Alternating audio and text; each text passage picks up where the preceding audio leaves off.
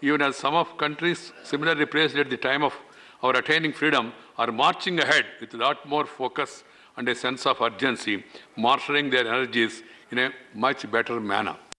So keeping these challenges in mind, we must all come together, work together, and then try to take the country forward. For the success of an individual, institution, or a nation, time management is very crucial. We don't have the luxury of time. We need to make up for the lost opportunities over the last 7 decades. If our country were to realize its potential, full potential, given its huge stock of human and natural resources and other advantages, we have a great human resource and a great intellect and a great culture and heritage bestowed upon us by our forefathers. This August House meets for much less than 100 days per year. Should the honourable members not make the best use of this available time in furtherance of the cause of our country and the people? The choice is to be made by the enlightened members. We take pride in our diversity and unity that flows from it. If that be the case, can't we be united in the pursuit of common national goals and in enabling young India to realize its aspirations? Our democratic polity allows flourishing of different ideas and thoughts on a range of socio-economic issues. But adversarial politics should not be allowed to adversely impact the functioning of Parliament, which in turn impacts the progress of our nation. We are all Indians. We are all working for the betterment of India in our own sphere of activity, according to the principles in which we believe. We may belong to different parties, but our common aim is to strengthen India, to make India stable and strong and prosperous, to see that the fruits of development reach the man in the last line. What do you call it? Antyodaya, uplifting the poorest of the poor.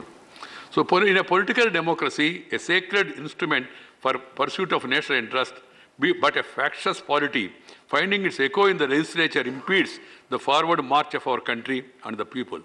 No chamber of our parliamentary democracy can be allowed to be an extension of such a fractious polity. We are only rivals. I firmly believe, I am speaking from my heart, my friends, honorable members, we are all political rivals. We are not enemies. As I said, each one, according to his belief, is working hard, pursuing his own political thought and process to strengthen the country, to help the people. So keeping that in mind, we must act together, we must come together, we must discuss. And yesterday, I can share with you, I had an occasion to go and meet the outgoing president, Sri Honorable Sri Pranab Mukherjee. He's one of the most senior politicians and statesmen of the country. And he told me what he has said earlier. I repeat what he said. He said, Parliament should discuss, debate, decide, not the last D. It is very easy to say, but at the same time, it's not impossible to implement also. Keeping that in mind, I hope that everybody understands. Every election gives the winner a mandate, and the opposition the responsibility of ensuring accountability of the executive. I have been in opposition for a long time. The ruling party has the power. The opposition must at least have its say. But at the end of the day, the democracy says opposition must have its say and the government must have its way, because it is as per the mandate of the people. And all of us must respect the mandate of the people. Friends, democracy is not only about numbers, but also trying to understand and appreciate each other's point of view. It does not necessarily mean that we reduce the functioning of our legislature to a mere numbers game. The play of numbers should stop with the formation of governments, and thereafter it should be resorted only in rarest of rare cases. As just now, when our leader of the opposition was mentioning earlier, even the other senior members were saying, when we function, when we discuss in depth. And also, we always offer an enlightened debate, better than others. That has the general feeling. But the only issue is we must discuss. We must debate. And then we decide. Then we'll be able to deliver best. So this is my request to all of you. The play of numbers should stop with the formation of the government, and thereafter it should be resorted only in the rarest of rare cases. An emerging economy like ours should be guided more by a shared destiny in the functioning of our legislature. More and more discussion, referring it to committees, and then discussion in the committee goes beyond party lines. I myself was chairman of committees, particularly Home Committee. I was chairman for 5 years. Even on important issues, tricky issues, at the end of the day, we used to come to some common understanding. As there is no media and there is no other this thing, people used to speak out of their heart and then what they used to believe and used to appreciate and understand each other's point of view. That's why the historic land boundary agreement by both the House of Parliament and even the historic GST bill and even the historic legislation that have been passed over the years, not only during this regime, even earlier regimes also, were the products of collective wisdom of both the House of Parliament. That was after a meaningful debate. Honourable members, all that people of our country desires is that the Parliament should be the voice of sanity, echoing their concerns and finding solutions to their problems as the best way forward. Over the years, both the House of Parliament have done a reasonably good job, but somehow there is a growing concern, resentment among the people about our functioning. As a Parliamentary Affairs Minister, I used to go and meet the media at the end of the session and then outline how many legislations have been approved, how many hours we sat, how we made up the loss of time, etc. But at the same time, as some of the members were suggesting today from the back benches or from the so-called small parties, the time that is available is in the middle also, and in the middle also, in front, left, right, and straight. Everybody is bright. I am aware of it. But point is only a question of management of time. The time management, if you are able to utilize the full time, you have enough time. If you spend time in procedural angles and other things, then the time that will be lost to the smaller parties and ordinary members. So keeping that in mind, I will try to do my best to see that everyone gets their right and their due also while debates takes place. All that is needed is an attitude of give and take on the part of both sides. This is possible through strategizing for effective functioning of the House rather than for its disruption. This needs an enlightened approach on the part of all concerned. I always say, let the government propose, let the opposition oppose, let the House dispose. Either way, this way or that way. That is the way forward. Unfortunately, obstruction and disruption of the proceedings is increasingly being chosen as the first parliamentary option. I don't want to dwell on that, but countrymen are getting disillusioned sometimes. When they see, because the live coverage is there, when they see what is happening, they get disillusioned. We must understand their feelings. And now, we are in an aspirational India that is moving forward. The younger generation are taking more and more interest in the public affairs of the country. That in mind, their aspirations, we must live up to their expectations. The school children, they look to legislature, they look to parliament, and the people in general of the other countries, they also look to Indian democracy because we are the finest parliamentary democracy in the world. So friends, what I say is that let us utilize the time that is available in an effective manner. I'll be more than happy if you all come together and the government also is willing to extend the time of the sittings of the House. I'll be more than happy to welcome it.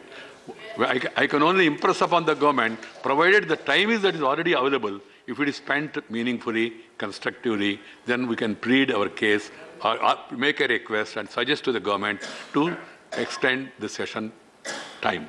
When you are not able to utilize the time that is already made available to you, then going and asking, that will not have any rational and it will not be appreciated. So I hope in the coming days we'll be able to put our best efforts together. And the best way of enforcing accountability of the executive by the opposition is to engage the government and corner them in an informed debate. I have an experience in legislature. Keshwara was mentioning about it, and also Subramanian Reddy and others know. I used to be a very bitter critic, but at the same time, never used to cross the line. That we enjoyed it also as an opposition. The best part of my legislative life is the time when I was in opposition rather than in position. The Vijay is nodding his head.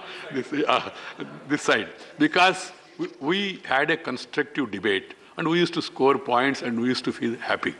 At this juncture, I also have an advice to the media as the chairman of the House, who is the custodian of this House. The media also should report the constructive debates that take place in the House. Members come prepared.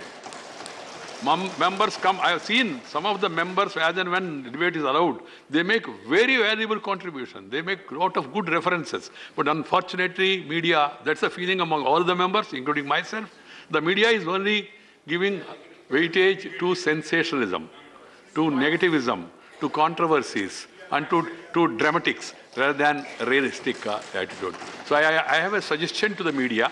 Media is free. We're in independent India. I can't direct them. But the only thing is I can convey to them from this chair, in the beginning of this, my tenure, please focus more on constructive debate. I want to share with each one of you, when I came here to this house, I was asked to speak on agriculture, which was my favorite subject. I prepared myself, went to the library, gone through Swaminathan Commission recommendation, gone through so many reports and speeches of Acharya Ranga, the great agriculture farmer raider and all. And after a lot of effort, I prepared and came here to the house, and I was allowed, thanks to the chairman at the time, I was given 52 minutes time. Because at that time, that party which I belonged, they also had substantial time. They are colleagues allocated. Everybody came to me. Even Swaminathan ji himself and Sharad Pawar ji, Ram Gopal Yadav ji, Raja and all, they complimented for my speech. Next day, to my disappointment, there is no mention except one paper said Mr. Venkaiah Naidu spoke elaborately on agriculture problems. So there is a heart burning among the members. You report what is happening here. I am not saying, I have no right to advise you that way. But at the same time, report what also is positively happening in the House, what is being constructively debated. That is the duty, sacred duty of the media also. So I thought I should give this advice from the chair to the friends from the media also. Because mere sensationalism alone is not going to happen. And one headline is not going to be a deadline. The main line is the thinking of the parliamentarians and the corrective decision of the parliamentarians. That is the main line. That has to be taken care. Friends, we as a upper house, we must show the way forward to other legislatures across the country. As a member of this August House for more than 19 years, and most of it as an opposition member, I am aware of the sensitivity of both the sides of the House, the rules of business, the rights and privileges of the honourable members, the feelings and even frustrations on some occasions. I am also conscious that eminent persons like Dr. Sarvepalli Radhakrishnan, Dr. Zakir Hussain, Justice Hidayatullah, Sri R. Venkatramanji, Dr. Shankardayal Sharma, Sri K.R. Narayanan, Sri Bairan Singh Shekhawatji, and others had presided over the proceedings of this August House with the distinction. We have also been fortunate to observe Sri Hamid Ansari, the outgoing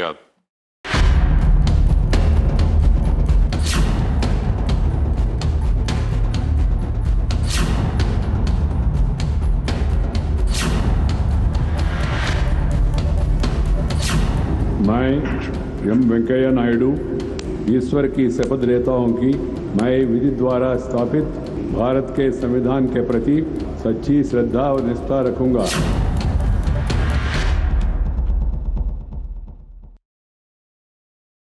Probably the best one-liner from his speech was that the opposition must have its say and the government must have its way. Clearly something that Congress would be extremely upset about.